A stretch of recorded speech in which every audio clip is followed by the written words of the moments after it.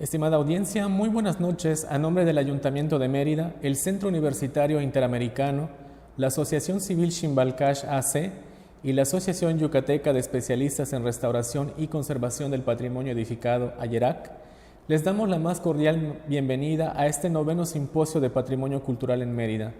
que en esta edición lleva por título De epidemias y otros males. A través de este foro virtual, destacados especialistas de nuestra ciudad estarán exponiendo temas referentes a la investigación, protección y conservación del patrimonio cultural de nuestro municipio. Le invitamos a seguir las diferentes ponencias que se estarán transmitiendo de manera virtual en el canal de YouTube del Ayuntamiento de Mérida.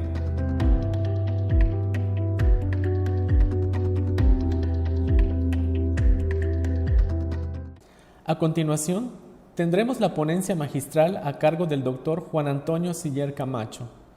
Él es miembro de ICOMOS e ICOM México, coordinador científico nacional de itinerarios culturales de ICOMOS, organismo internacional de la UNESCO, catedrático del posgrado de la Facultad de Arquitectura de la UNAM desde 1982 a la fecha. Es investigador del Instituto Nacional de Antropología e Historia desde 1977, arquitecto de la UNAM, arqueólogo por la ENA, el INA, y maestro en restauración de monumentos históricos por el ENCRIM, el INA, y maestro en museología por la misma institución académica. Es doctor en arquitectura, especializado en la arquitectura prehispánica, primera generación, de la Facultad de Arquitectura de la UNAM en México. En esta ocasión nos presentará la ponencia La casa del adelantado Francisco de Montejo del siglo XVI en la ciudad de Mérida, Yucatán. Bienvenido. Muy buenos días, agradezco la invitación a este noveno simposio sobre patrimonio cultural en Mérida, que me hizo la invitación la maestra en arquitectura Laura María Sáenz Cetina, subdirectora de Patrimonio Cultural de la Dirección de Desarrollo Urbano de Centro y así como el Centro Universitario Interamericano y otras organizaciones civiles. Para mí es un gusto estar participando en este evento, en particular en la ciudad de Mérida, donde tuve oportunidad de colaborar y participar en un proyecto muy importante de uno de los inmuebles más valiosos que tenemos en la arquitectura del periodo virreinal, que es la Casa del Adelantado Montejo en esta ciudad de Mérida. Justo hace 40 años, estando como parte y actualmente formo parte del Instituto Nacional de Antropología e Historia, fui comisionado junto con otro colega para realizar trabajos de documentación, registro y asesorar los proyectos que en ese momento se estaban realizando en el conjunto de este inmueble que había sido cedido en venta para la fundación y realización de un banco comercial en la ciudad de Mérida.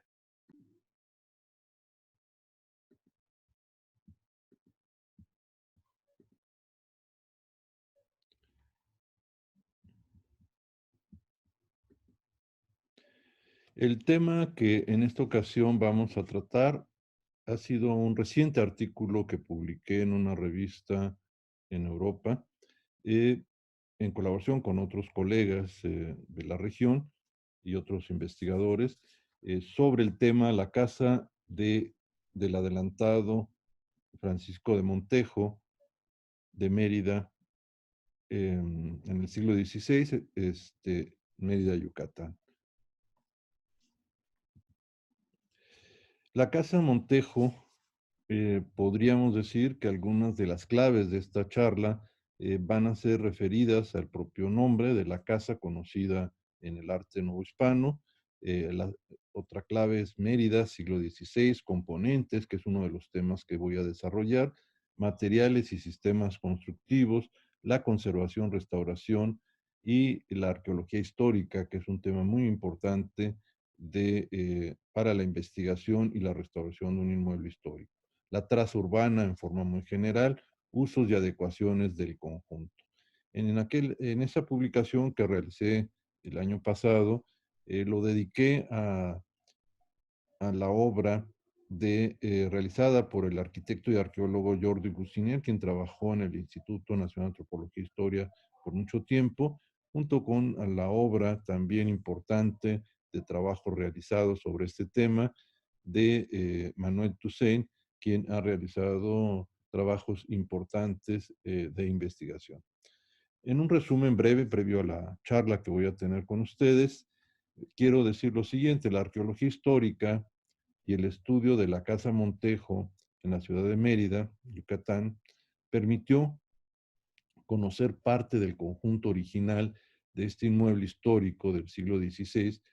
que ocupó un solar completo en el centro de la reciente refundación de la ciudad, sobre los vestigios de una ciudad maya anterior preexistente. La documentación y estudio dio a conocer parte de sus espacios originales modificados a finales del siglo XIX y principios del siglo XX. Un pórtico interior al patio central de la casa mostró también parte de sus columnas, basas y capiteles, así como sus arcos de medio punto en la construcción original, ocultas en una remodelación realizada en esos años en el propio inmueble. Los espacios interiores descubiertos, así como su portada monumental, son una de las mejores muestras de esta arquitectura del siglo XVI en México. Un análisis de sus espacios y adecuación se hace en este ensayo y en su publicación.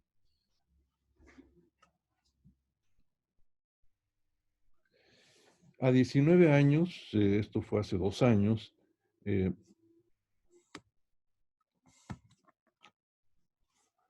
de finalizar el siglo XX y a 19 años del inicio del siglo XXI, ahora 21 años, casi 40 años es la referencia que les he comentado al inicio, retomo un antiguo proyecto que tuvimos oportunidad de realizar hacia el mes de marzo de 1981 en la ciudad de Mérida, Yucatán,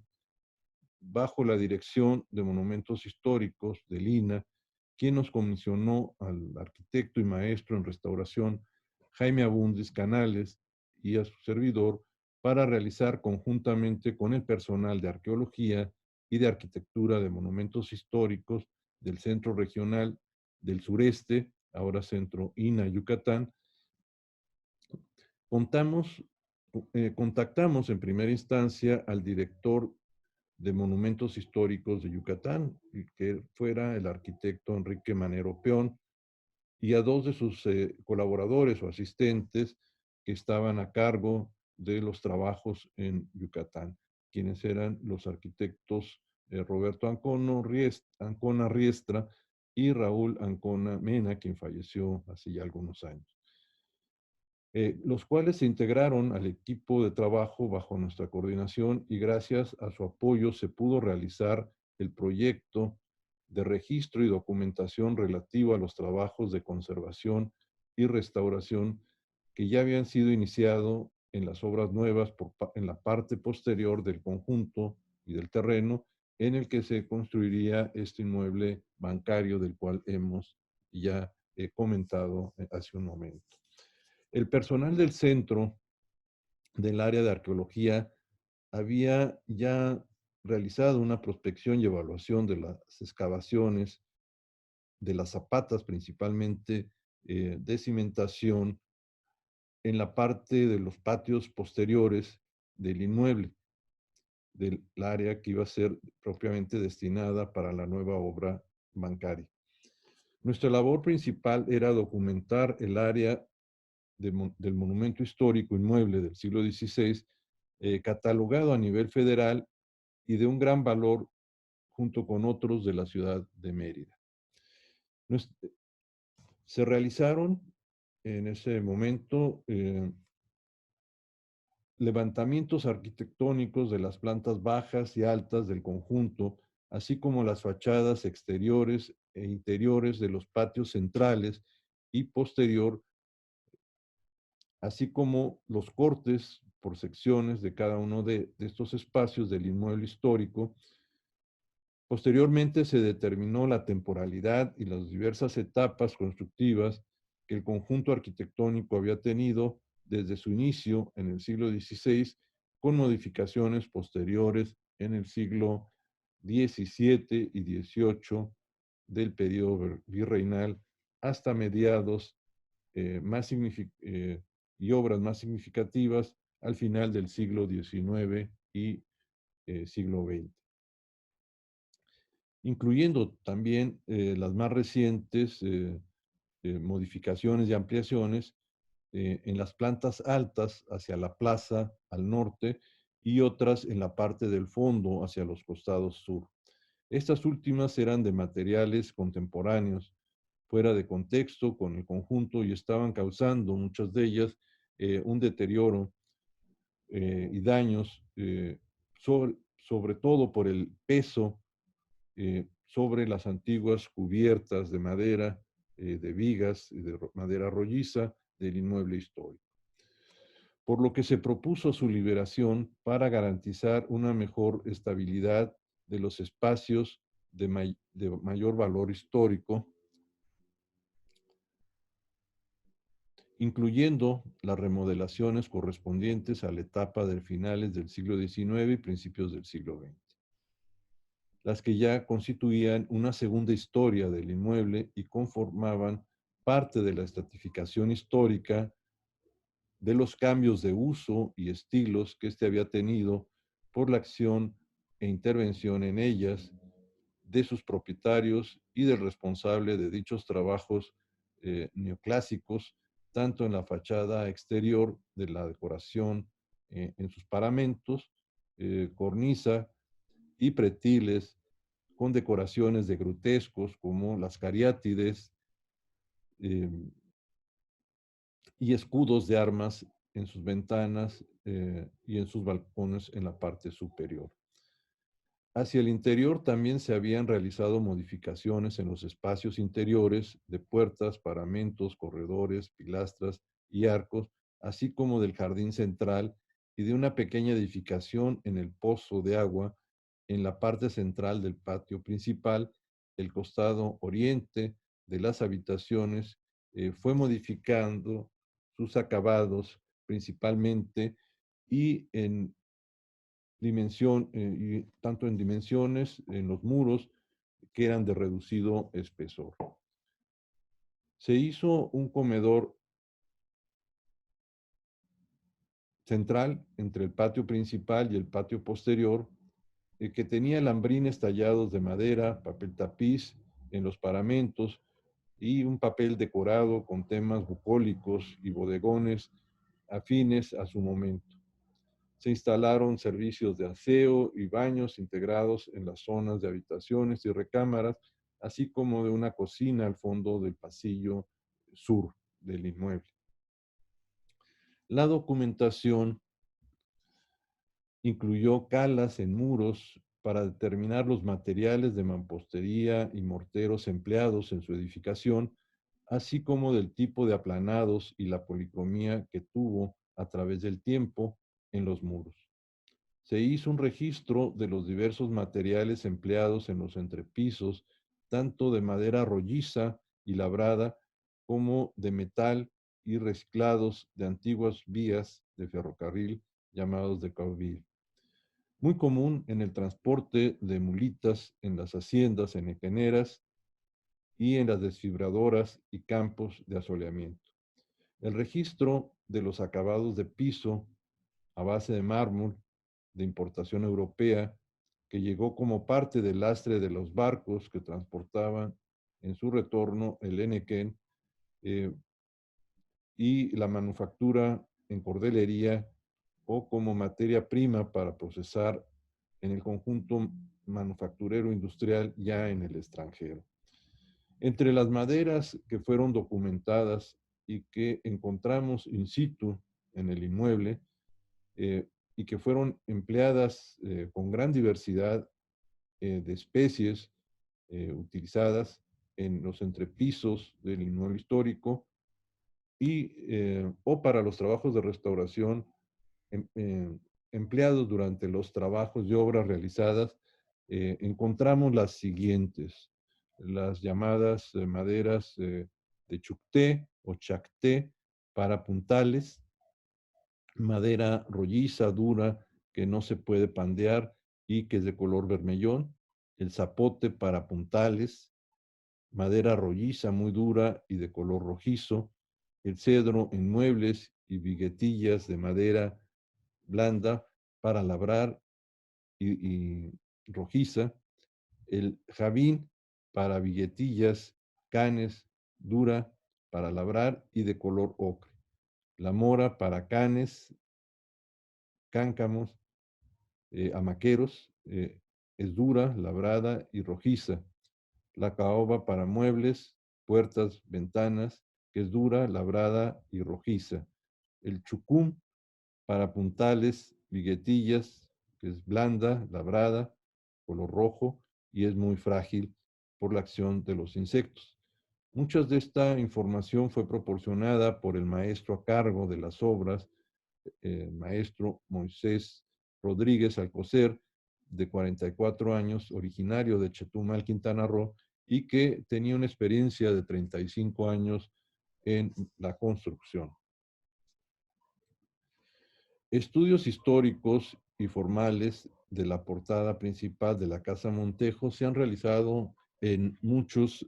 estudios, sobre todo por investigadores, historiadores del arte, en fin, es quizás lo que más se ha descrito de muchos de estos edificios y portadas del siglo XVI en México. Un estudio histórico que encontramos que nos pareció importante traer y comentar con ustedes es el de Manuel Toussaint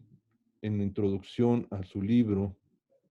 al libro de Rubio Mañé sobre la Casa Montejo y que nos dice lo siguiente. Abro comillas y leo textualmente la descripción de Manuel Toussaint a esta obra que denomina Plateresca de la Casa Montejo en Mérida, Yucatán. Dice, la Casa de Montejo es, ya lo hemos dicho, el monumento más importante de arquitectura civil que de la época colonial conservamos, así como hay magníficos templos con portadas platerescas y así como también se conservan retablos renacentistas de primer orden. En lo que toca a la arquitectura del siglo XVI, solo este monumento puede calificarse como de primera importancia.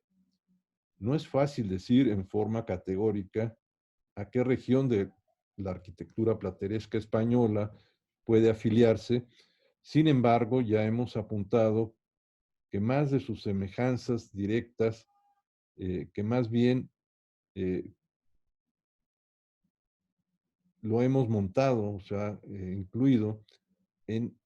una inclinación hacia Valladolid. Por su aspecto general,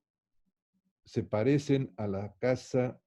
llamada de Castril de Granada, de modo que más bien es el plateresco andaluz con el que en términos generales puede decirse está relacionada esta soberbia mansión. Toussaint, 1941. Don Manuel Toussaint, continuando con este autor tan importante para el arte novohispano, hace una interesante comparación de otros ejemplos del siglo XVI existentes en México, tanto en Chiapas, Puebla, Oaxaca,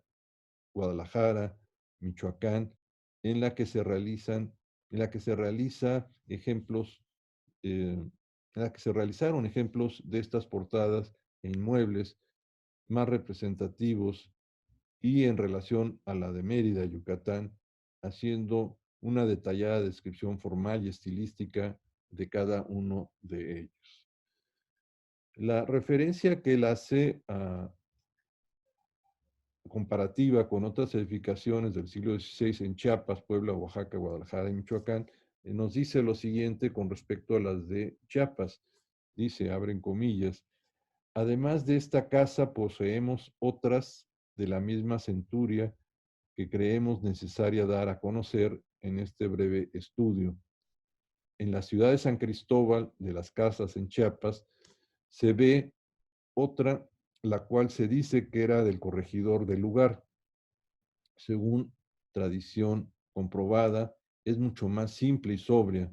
Recuerda las viejas casas de Toledo y aún algunas que se conservan en la maravillosa ciudad de Cusco, en Perú. En Puebla hay varias de gran valor, como la llamada Casa del que mató al animal, en la antigua calle de Infantes. Su composición es sencilla y es simple. La ornamentación de las jambas y trave, la que encierra un tapiz flamenco del siglo XV, con escenas de caza en donde se deriva la tradición surgida en torno a esta casa, esta con un friso de granadas que muestra en su técnica una enorme influencia indígena en la talla de piedra. La otra también conocida, que es la casa del Deán en, de la plaza, fechada hacia 1580, es también un magnífico ejemplo de arquitectura renacentista, pero a la inversa de la de Montejo. No es plateresca, sino más bien sigue un criterio purista enfrente de la portada del Templo de San Agustín. Se ve otra casa también del siglo XVI con, con los característicos medallones androcéfalos que definen el carácter plateresco, y así termina. Nos dice también que en la ciudad de Oaxaca pueden encontrarse algunos ejemplares de casas del siglo XVI, pero la ornamentación de estas es en extremo sobria, revelan el más acentrado renacimiento. En Guadalajara hay algunos ejemplos, al igual que en Michoacán, como es la ciudad de Pátzcuaro, Tucson, en 1941. Eh, por lo que se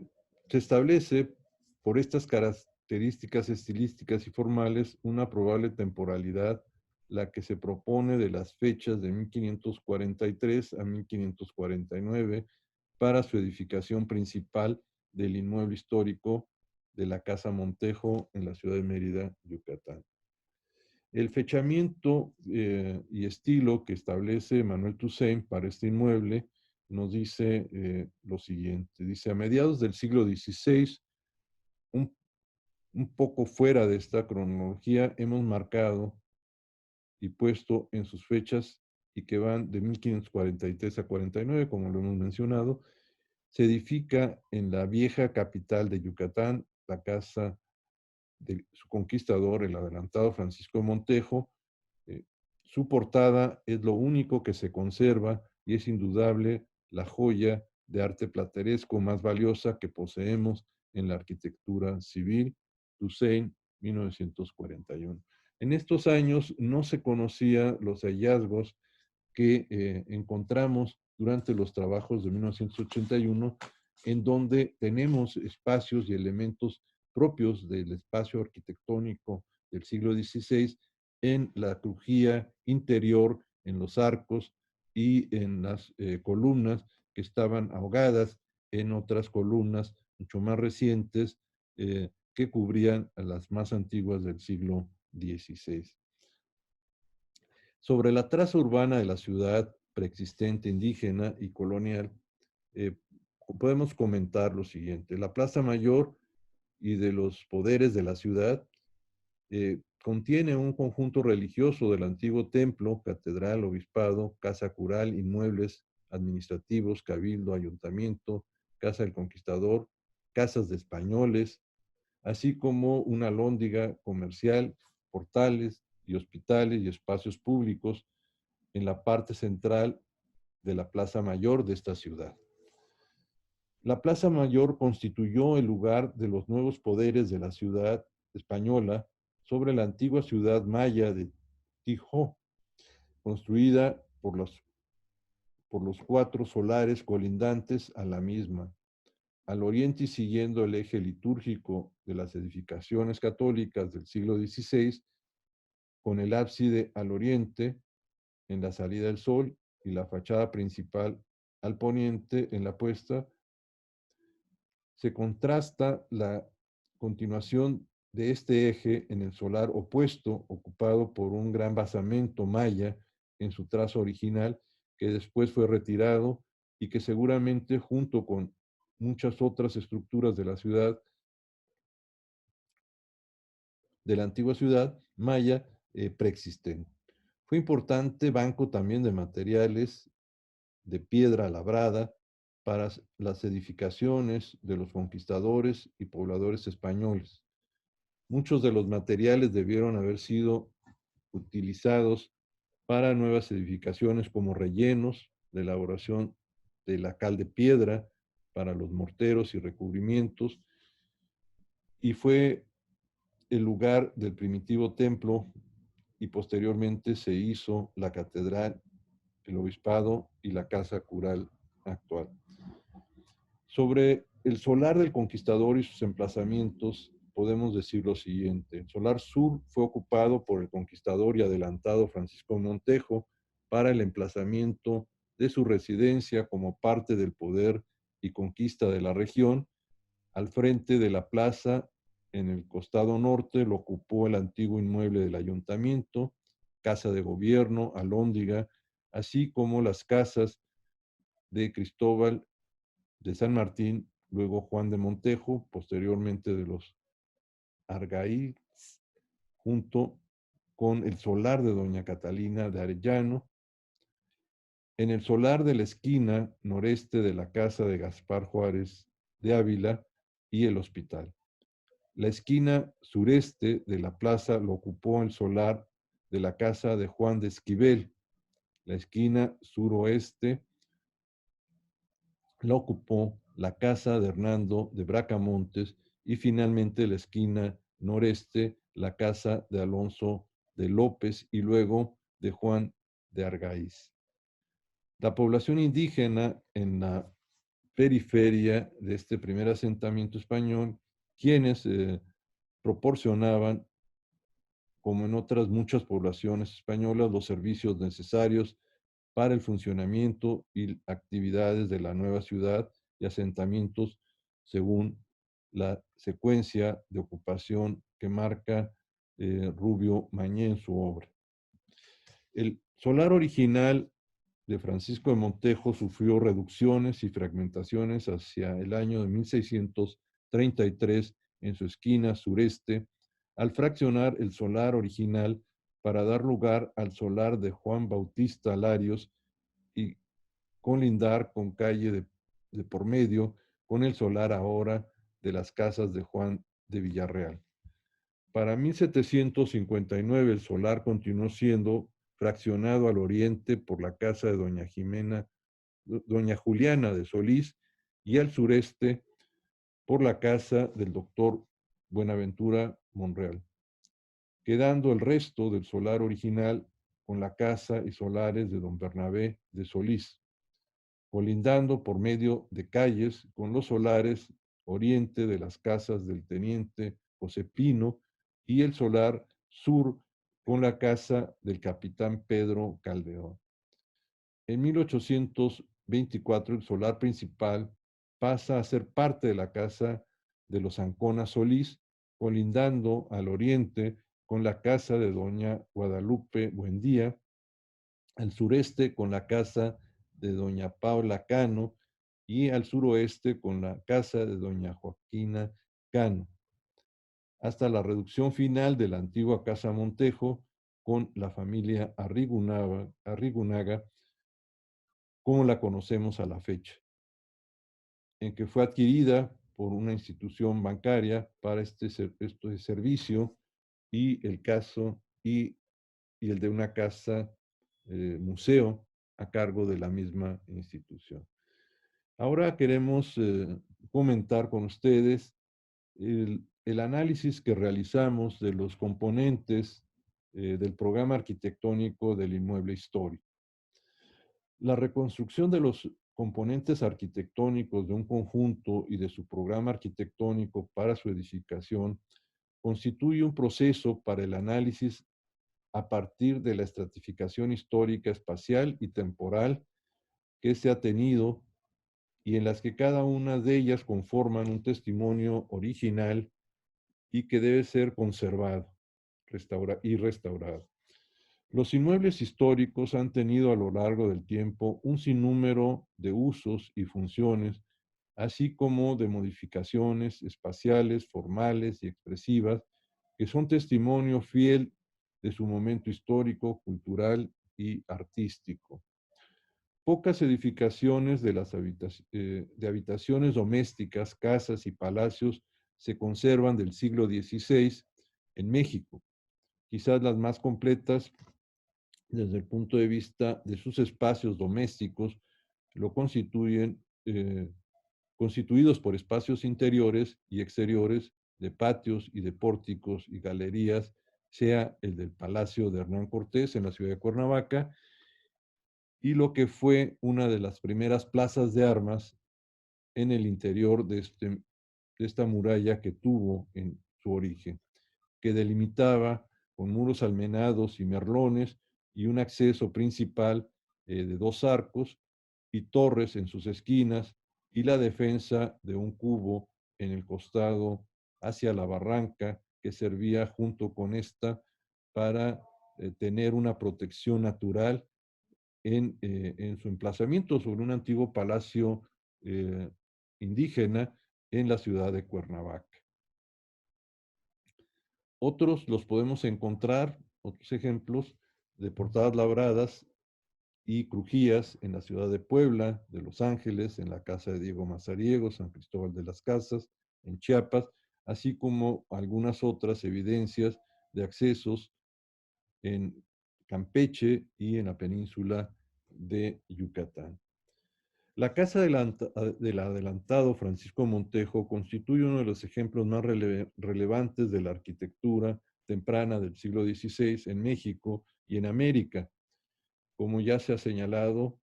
por otros autores y estudiosos de la arquitectura novohispana que fueron construidos por los primeros conquistadores en México.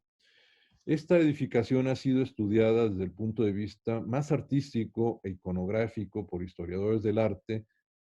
y por el estudio y descripción iconográfica e iconológica de su portada, principalmente de obras tempranas en su talla en piedra, por sus esculturas, relieves y en relieve y bulto de sus cuerpos, sus 2 cuerpos principales. La espacialidad del mismo se dejó un poco de lado al pensar que esta había sido totalmente modificada por las remodelaciones realizadas al final del siglo XIX y principios del siglo XX, a la fachada principal, hacia la plaza y a sus interiores, al igual que en sus corredores del patio, jardín central y espacios del resto de la casa, como habitaciones, comedor y servicios generales realizados en un estilo neoclásico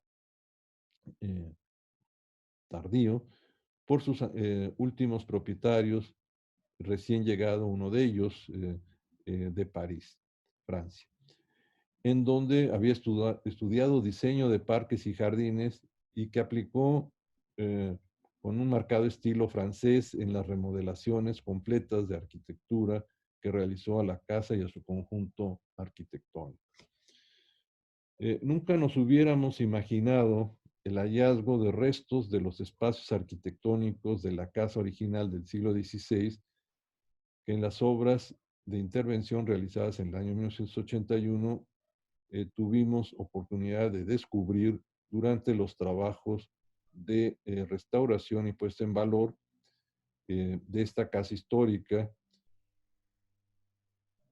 En el interior, a través de un zaguán y el patio central del inmueble bancario, y en la parte posterior, en lo que fue uno de sus últimos patios de servicio al centro del antiguo solar del conquistador del siglo XVI, en el corazón de la ciudad de Mérida, Yucatán. En unas instalaciones de bajada de agua pluvial sobre las pilastras de mampostería de estas últimas remodelación, se puso al descubierto el soporte de una de las columnas de la casa original del siglo XVI.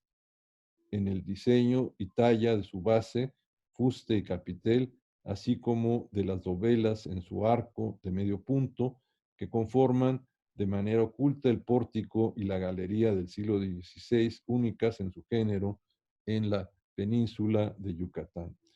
Columnas de una gran esbeltez, de fuste recto, sin gálibo o énfasis, como fueron características de su época, un pedestal corto que sirvió de apoyo a la base y capitel con molduras sencillas y asimétricas en las que la parte inferior no se repite en la parte alta invertida, como suele ser costumbre esta realización de obras. Una imposta simétrica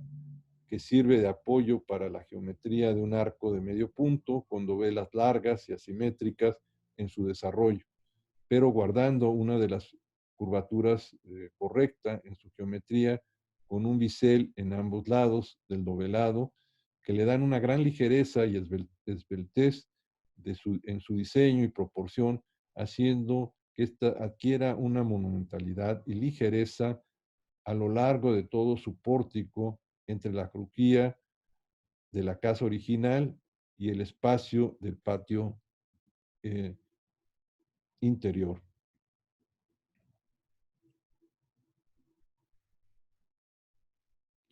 Un, un contraste entre los apoyos corridos de los muros de carga y de la crujía principal lateral con esta inmaterialidad lumínica, rítmica de su arcada interior, una danza de arcos, como llaman los historiadores del arte, en sus descripciones de espacios arquitectónicos porticados y que permitieron una transición y cubiertas entre los espacios interiores y exteriores. Presenta además sillares de proporciones rectangulares en los que la parte superior de los muros de los arcos hasta el interior de las vigas de madera en la parte superior. Estos dos elementos, hablamos de la crujía principal y lateral, en algunos documentos llamadas de alcayata por la forma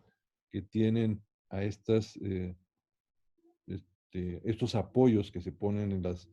en los muros con una forma en L, y de un corredor largo en estas dos crujías,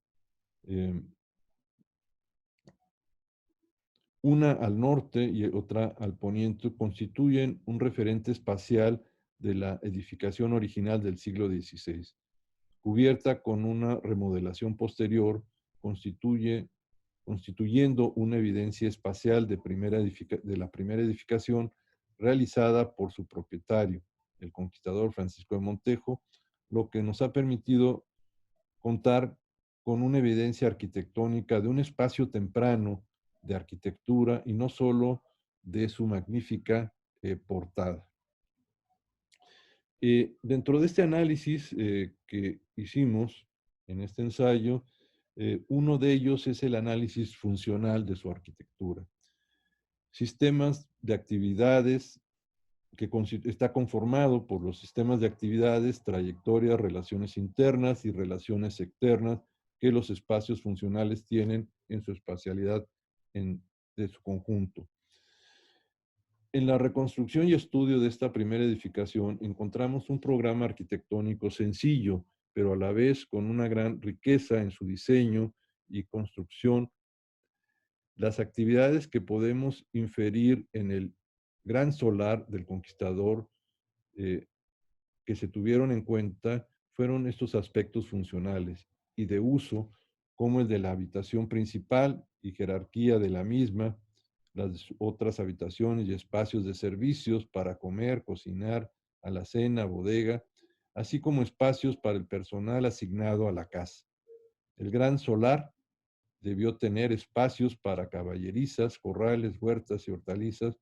propias para su mantenimiento y sustento en la parte interior y posterior del solar original. Las trayectorias y circulaciones están jerarquizadas eh, en una entrada principal y zaguán a la casa principal, corredores porticados en torno a un patio central que permite articular al conjunto y circulaciones interiores en las crujías entre un espacio y otro. Las relaciones interiores fueron muy diferentes entre estos espacios en los que podemos observar en el diseño de la última remodelación. Los accesos exteriores y de servicio debieron de estar desde el patio posterior del solar para el tránsito de animales y suministros a los corrales y a las huertas para combustibles como leña, carbón y otros, en la puerta de servicio que en estos grandes solares se tenía en otros de los accesos del conjunto. El aspecto ambiental fue otro aspecto tratado en ese análisis realizado a este conjunto, y ahí tienen que ver la orientación, el asoleamiento, la ventilación, la iluminación, la adecuación al medio físico del inmueble. Los aspectos ambientales más destacados en el inmueble histórico del siglo XVI son, entre otros muchos, el emplazamiento y la orientación de la crujía principal y de la planta real en el segundo nivel de la Casa del Adelantado, Francisco de Montejo, ubicada al norte, favoreciendo que ésta no reciba un asoleamiento fuerte en la fachada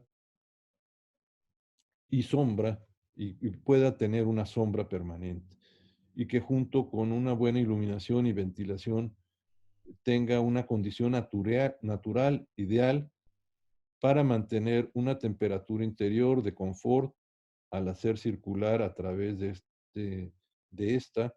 corriente de aire por medio de sus ventanas hacia el interior y patio central, lo que garantiza un espacio fresco y agradable en el verano cálido de la península de Yucatán. La fachada sur de esta misma crujía principal queda protegida por una sombra y la protección de su corredor porticado entre el espacio interior del patio exterior asoleado, haciendo un espacio arquitectónico de transición térmica y lumínica, además de protección del sol y de la lluvia en la articulación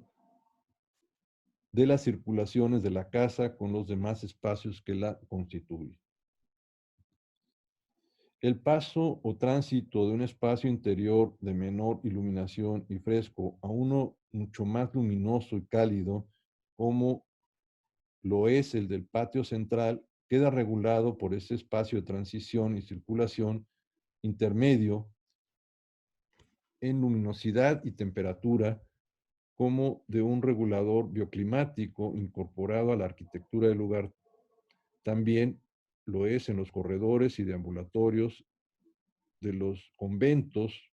en torno a un patio y fuente central, acompañada en estos casos de un jardín interior con árboles llamados de Castilla, eh, naranjos y otros cítricos, que fueron también utilizados en sus huertas y en estos primeros espacios que fueron los conjuntos conventuales como espacios para aclimatación de especies introducidas a la Nueva España. Cambiando de tema, regresamos al costado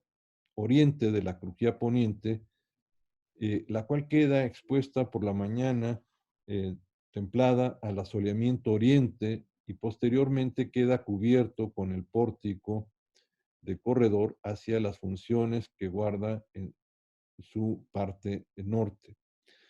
De esta manera, las fachadas oriente y poniente, que reciben mayor asoleamiento, particularmente la poniente, queda protegida por un amplio muro de mampostería de vara y media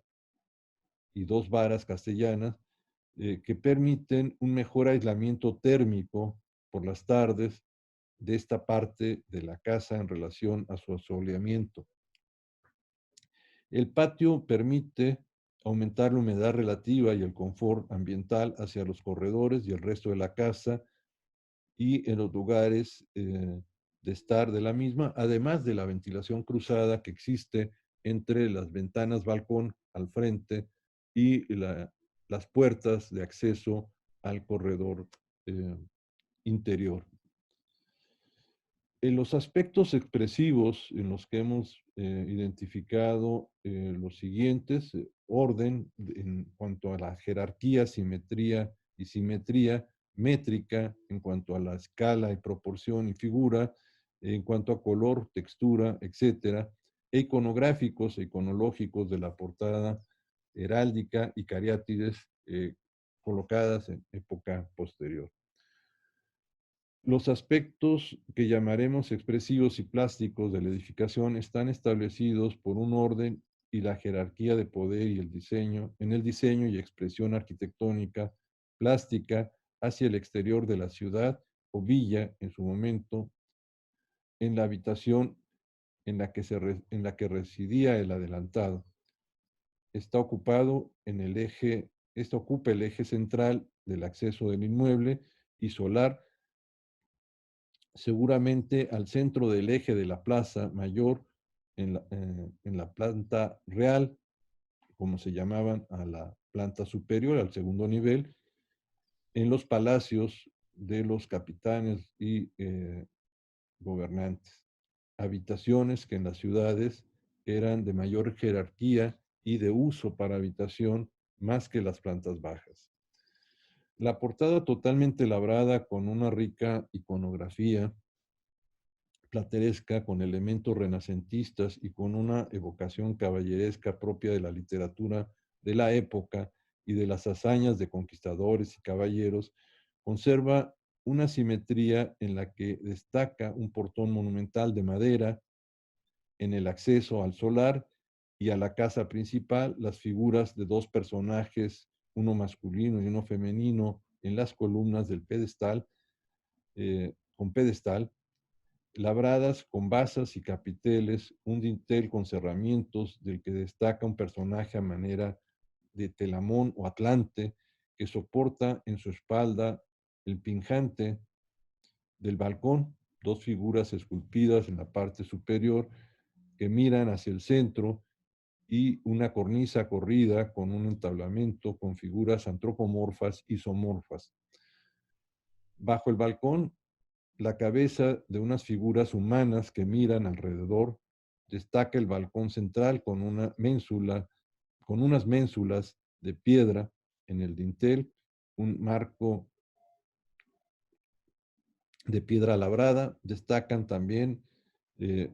como en las historias caballerescas, dos salvajes con mazos en ambos lados y en la parte superior dos soldados con sus armaduras y armas, espada y lanza, resguardan la parte superior con una escala de mayor dimensión. Al centro arriba del balcón, el escudo de armas de Montejo, decoraciones en torno a él y un entablamento decorado con figuras antropomorfas y fitomorfas para rematar el frontón con una placa de piedra con la leyenda, con una leyenda. Eh, con unas figuras humanas de medio cuerpo al centro y dos leones rampantes desconocidos en Mesoamérica.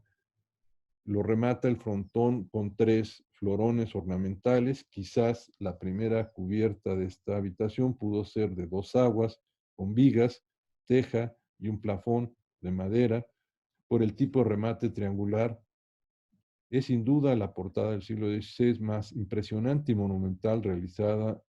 para una casa de un conquistador en América. Ha perdido su recubrimiento o enlucido fino y color que en algún momento tuvo como parte de su acabado final,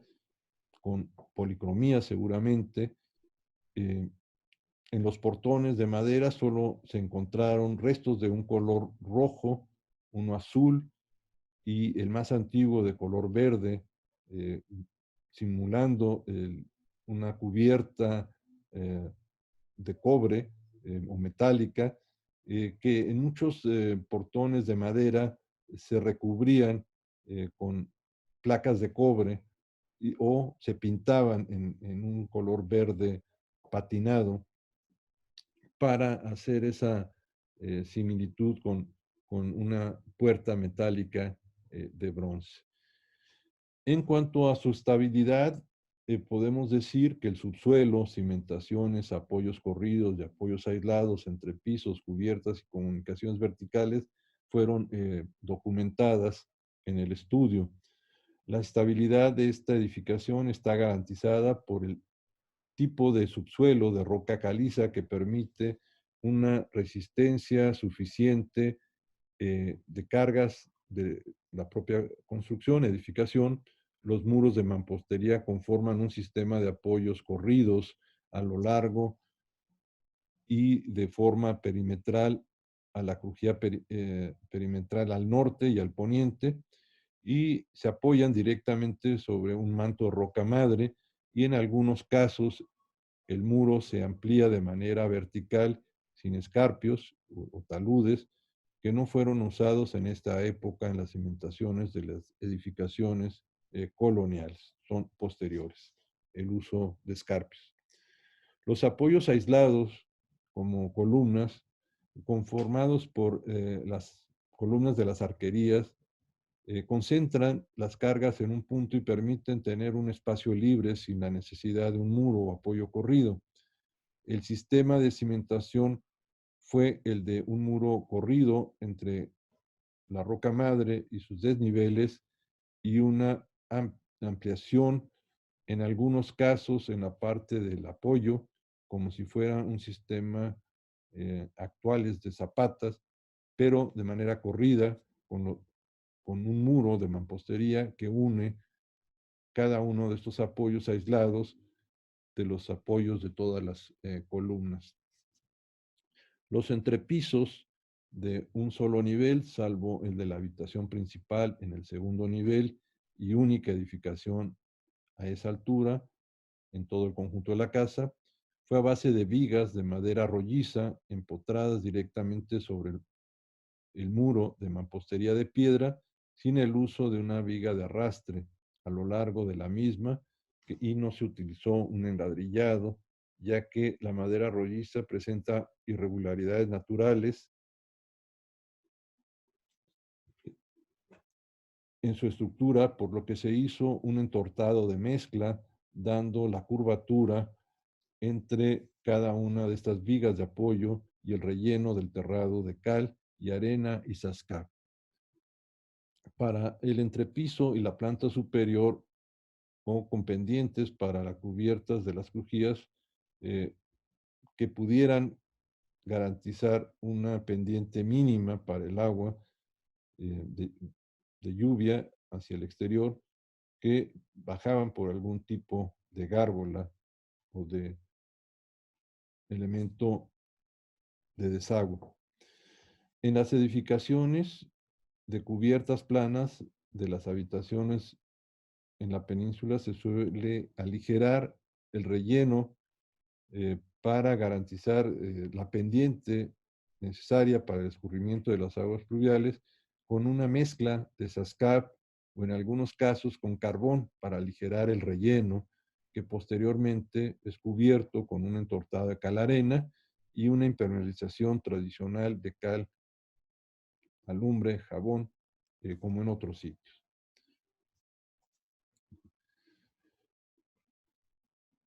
Los aspectos constructivos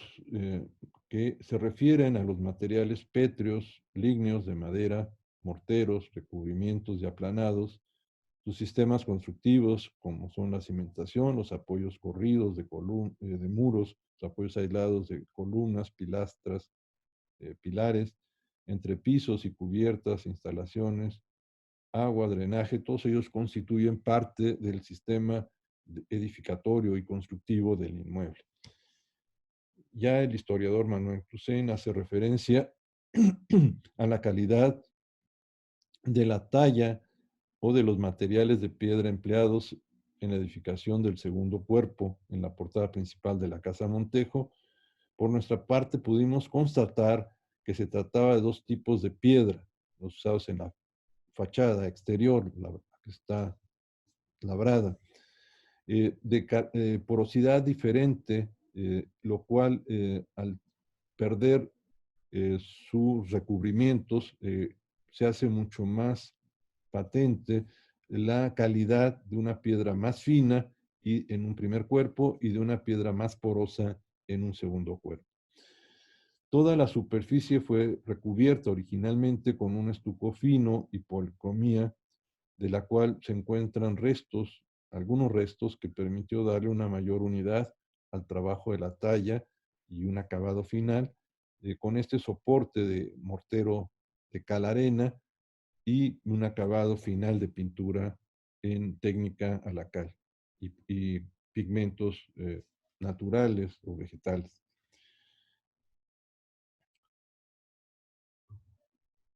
Eh, Haciendo referencia nuevamente a Manuel Toussaint, encontramos esta cita que resulta de interés. Dice, como hemos dicho, eh, conservarse desgraciadamente solo la portada, pues en el interior ha sido deshecho, ha sido rehecho a gusto de los propietarios por cuyas manos ha pasado y los mismos balcones que se ven al lado de las puertas son modernos. Debemos, pues,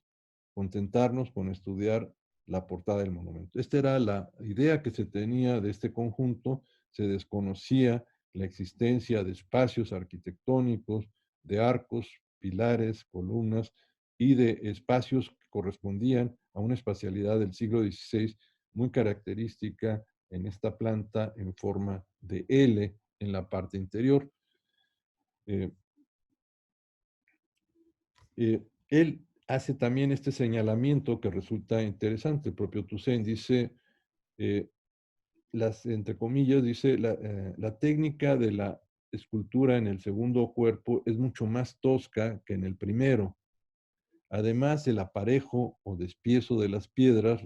revela un criterio totalmente distinto, al igual que su estilo en la parte baja plateresco y en la parte superior de influencias medievales de reminiscencias góticas. Toussaint, 1941. Los principales materiales constructivos y sistemas que encontramos en el proyecto de documentación y registro fueron materiales pétreos y sus derivados, como los materiales de madera local y otros más. Los muros son de mampostería de piedra caliza para mamposterías con piedra irregular unida con morteros de cal arena obtenida de la misma piedra caliza, y hay piedra caliza tallada en forma de sillares en los muros de la fachada principal y portada. Se pueden distinguir dos tipos de piedra. El primer cuerpo de la portada es una piedra menos porosa, de grano más fino y cerrado, mientras que el cuerpo superior, la piedra es mucho más porosa y el grano mucho más abierto. Ambas debieron de estar aplanadas y recubiertas por un enlucido de cal, como ya lo hemos señalado anteriormente. Para las columnas de piedra del pórtico interior se usó una piedra fina de grano mucho más compacto y cerrado y de buena dureza para la talla de las molduras de la base del pedestal y de la base o basa del capitel de la misma, así como de las secciones de los tambores, que son las secciones de la columna o del fuste. La proporción es interesante, es una proporción de gran esbeltez y de una proporción de 1:10 en la relación de su diámetro del tambor y la altura del fuste o de la columna, eh, que por el tipo de material y diseño es una de las proporciones más esbeltas de un apoyo aislado y columnas que se tenga referencia en esta región. Podríamos decir que el único referente de este tipo, sin que tenga relación alguna, serían las esbeltas columnas del denominado mercado en Chichén Itzá, que son de una gran proporción en relación a su base con su altura. La manufactura de la cal fue muy importante, ya que fue el aglutinante más importante para la elaboración de los morteros, de las mamposterías, de los cimientos, muros, así como de los aplanados y la impermeabilización con pintura a la cal de los recubrimientos finales. La arquitectura maya tenía una gran experiencia en el uso del material de la piedra para muros y para labrar acabados de sillares, de piedra, molduras, elementos ornamentales y esculturas, así como para la elaboración de la cal de piedra en hornos a cielo abierto, como aún se realizan en muchas de las comunidades mayas actuales. La madera y su uso para casas habitación tiene un conocimiento ancestral que se sigue empleando en muchas de estas edificaciones en comunidades rurales. La variedad y tipo de madera rolliza fue parte de las primeras edificaciones del siglo XVI en las cubiertas de las crujías, eh,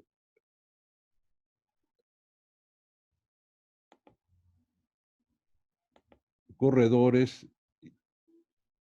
y otros elementos. En relación a las dos edificaciones, tanto la del siglo XVI como la remodelación del siglo XIX y XX, podemos registrar diferentes elementos de importancia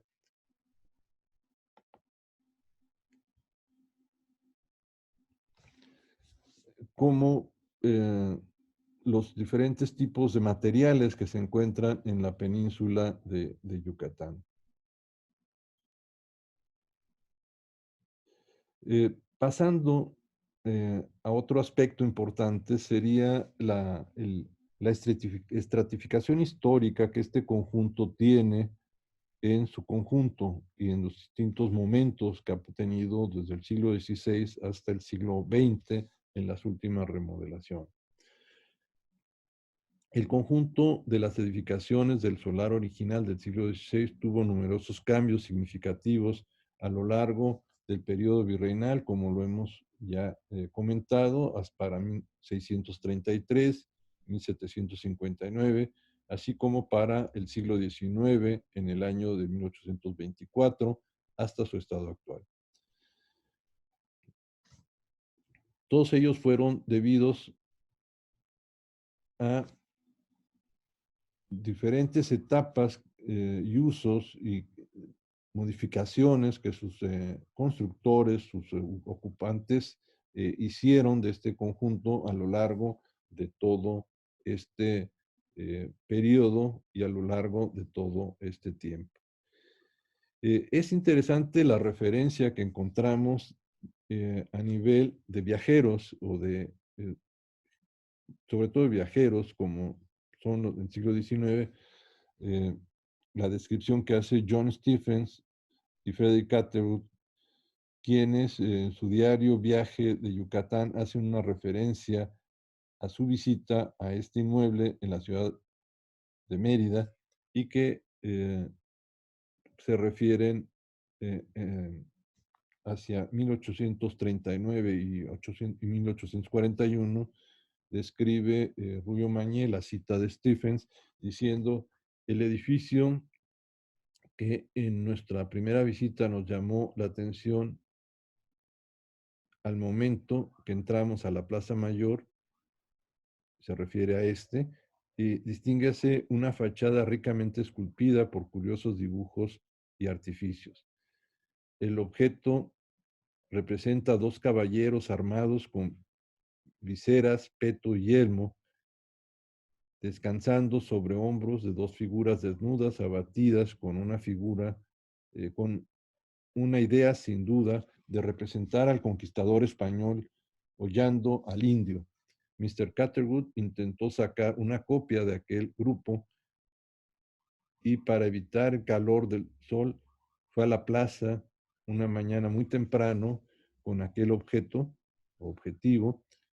pero se vio tan embarazado por la muchedumbre que tuvo que desistir de su propósito. La historia de la construcción de este edificio debería ser interesante e instructiva, dice él, y esperando saber algo relativo al inmueble, me había propuesto examinar los archivos del Cabildo, pero se me hizo saber que todos los archivos antiguos estaban perdidos o en tal confusión que habría uno de los que sería o habría que hacer uno de los trabajos de Hércules y el explorador, perdón. Y esto me habría robado más tiempo del que podíamos consagrar en aquella obra. Añadía Stephens, la casa pertenece hoy a don Simón Peón y la ocupa su familia. No hace mucho que se reedificó y es bien seguro que algunas de las vigas existentes sostuvieron el techo que cubrió el adelantado. Mañé, 1941. El proyecto arqueológico y documentación histórica permitió finalmente apoyar y dar referencias para el proyecto de conservación y restauración que se venía realizando, sobre todo de la parte del inmueble histórico,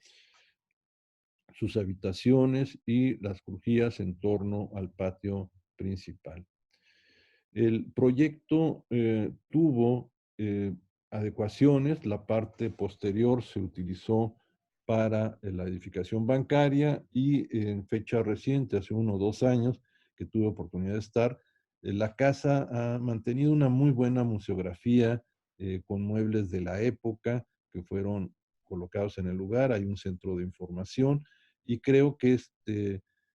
ha permitido tener la idea de un espacio interior ya decorado y amueblado en el estilo del siglo XIX, principios del XX, de una de las casas más importantes que tenemos. Como consideraciones finales que quiero hacer, eh, retomo en estas consideraciones eh, diversos aspectos como son todos los elementos de la traza urbana de la ciudad, eh, de los elementos propios del edificio y de estos dos autores, Rubio Mañé y Toussaint, que en el caso de Rubio Mañé señala que desde el año 1941, ya hace casi 8 décadas, la ciudad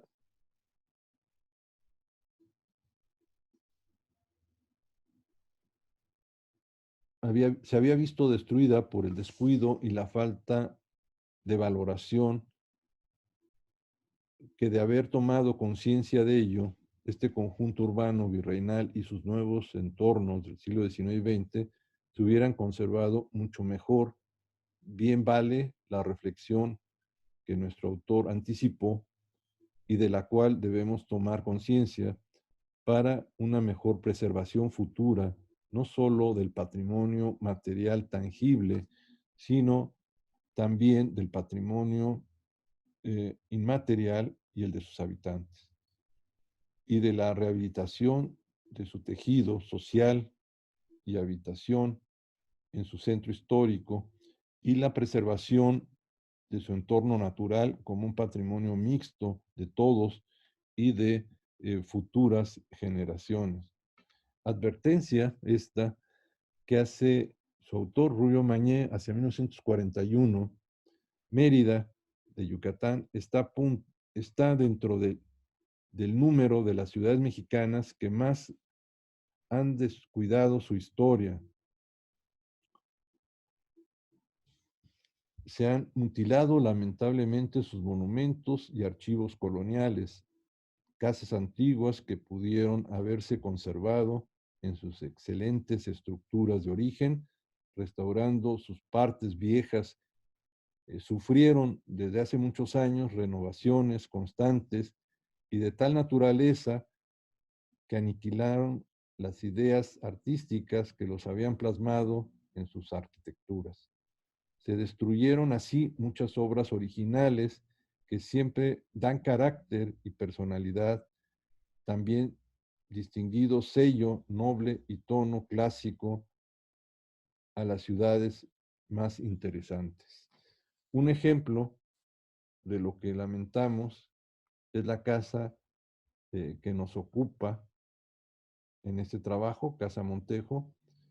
eh, únicamente conserva por milagro y por fortuna la histórica y monumental portada de lo que aristocráticamente, de esta aristocráticamente mansión colonial. Todo lo demás parece moderno. Rubio Mañé, 1941, su alusión a la ciudad creo que es pertinente y hasta esa fecha no se conocía la existencia de este otro vestigio importante en su interior y en sus espacios, lo cual nos permite decir que es un ejemplo único para América continental, este ejemplo de este espacio arquitectónico y de su edificación a través del tiempo. He hecho una referencia bibliográfica y referencias documentales de algunos trabajos que se han realizado y de los que he apoyado para hacer esta publicación. Y esta es la más reciente publicación publicada el año pasado, La Casa del Adelantado Francisco de Montejo del siglo XVI en la ciudad de Mérida, Yucatán, que puede ser consultada en esta referencia que pongo al final de mi presentación. Muchas gracias por la atención y pues estaría al pendiente de cualquier comentario por parte del público que escuche esta grabación que hemos hecho en esta ocasión a nivel de una presentación virtual en este ciclo del cual agradezco nuevamente este simposio sobre patrimonio cultural en Mérida y las reflexiones que deberíamos de tener en su conjunto, tanto para la ciudad original, casco original, eh, y el entorno de la ciudad, que debe ser también parte del siglo XX, siglo XXI, que debería de conservarse de la mejor manera y ser representativo de esa estratificación histórica de más de 500 años que tiene esa importante ciudad y asentamiento. Muchas gracias y agradezco la amable invitación y el haberme escuchado en esta presentación. Hasta luego.